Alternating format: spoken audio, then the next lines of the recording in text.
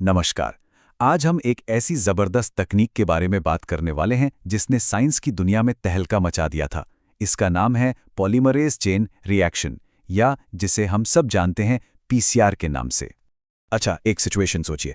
मान लीजिए किसी क्राइम सीन पर सिर्फ एक बाल मिलता है।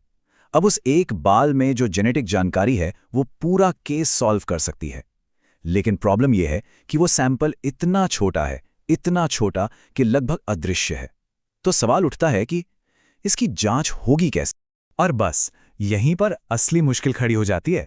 देखिए, किसी भी जीन को समझने के लिए, वो कैसे काम करता है ये जानने के लिए साइंटिस्ट को अच्छी खासी मात्रा में डीएनए चाहिए होता है।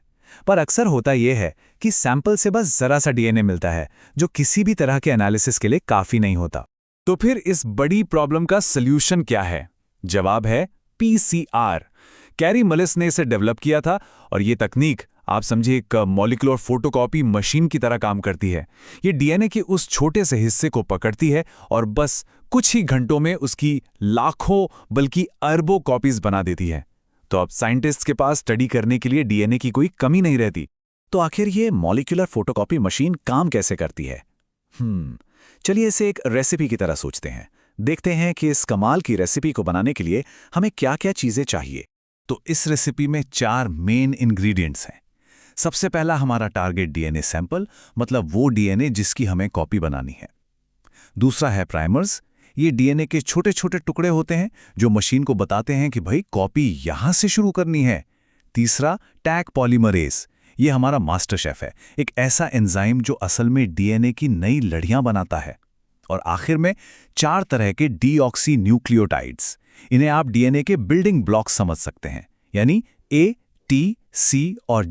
ठीक है, तो जब ये सारे इंग्रेडिएंट्स एक टेस्ट ट्यूब में मिल जाते हैं तब असली जादू शुरू होता है। ये पूरा प्रोसेस एक 3 स्टेप का साइकिल है जिसमें टेम्परेचर को बड़े ही ध्यान से घटाया और बढ़ाया जाता है। बिल्कुल वैसे ही जैसे कोई खास डिश पकाने के लिए हम आंच को कंट्रोल करते हैं। ये 3 स्टेप्स हैं: डीनेचुरेशन, एनीलिंग और सिंथेसिस। ये साइकिल बार बार दोहराया जाता है और हर साइकिल के बाद डीएनए की मात्रा ठीक डबल हो जाती है। तो चलिए एक एक करके इन स्टेप्स को जरा करीब से समझते हैं। पहला स्टेप है डीनेचुरेशन। इसमें मिक्सचर को लगभग 95 डिग्री सेल्सियस तक गर्म किया जाता है। इतनी ज्यादा गर्मी से क्या होता है, डीएनए का जो डबल हेलिक्स स्ट्रक्चर होता है ना, वो एक जिप की तरह खुल जाता है और दोनों लड़ियां एक दूसरे से अलग हो जाती हैं। अब आता है दूसरा स्टेप, एनीलिंग। इसमें मिक्सचर को ठंडा किया जाता है, लगभग 50 डिग्री सेल्सियस तक।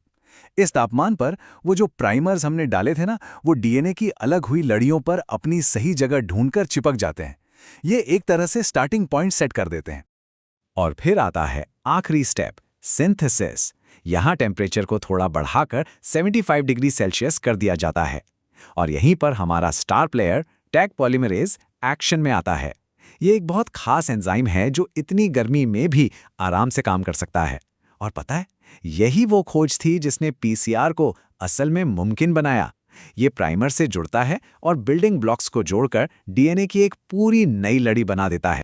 तो सबसे मजेदार बात यह है कि ये 3 स्टेप्स सिर्फ एक बार नहीं होते। ये साइकिल लगातार बार बार दोहराया जाता है और यहीं से पीसीआर की असली ताकत सामने आती है। चलिए देखते हैं कैसे। तो पहला साइकिल खत्म और हमारे पास एक डीएनए मॉलिक्यूल से अब 2 डीएनए मॉलिक्यूल हो गए हैं। दूसरा साइकिल खत्म और वो 2 मॉलिक्यूल अब 4 बन गए। पैटर्न समझ आ रहा है ना? ये नंबर हर बार डबल हो रहा है। इसी को कहते हैं एक्सपोनेंशियल ग्रोथ। और अब असली कमाल देखिए। जब इस साइकिल को करीब 30 बार दोहराया जाता है तो सिर्फ एक मॉलिक्यूल से 1 अरब से भी ज्यादा कॉपीज बन जाती हैं।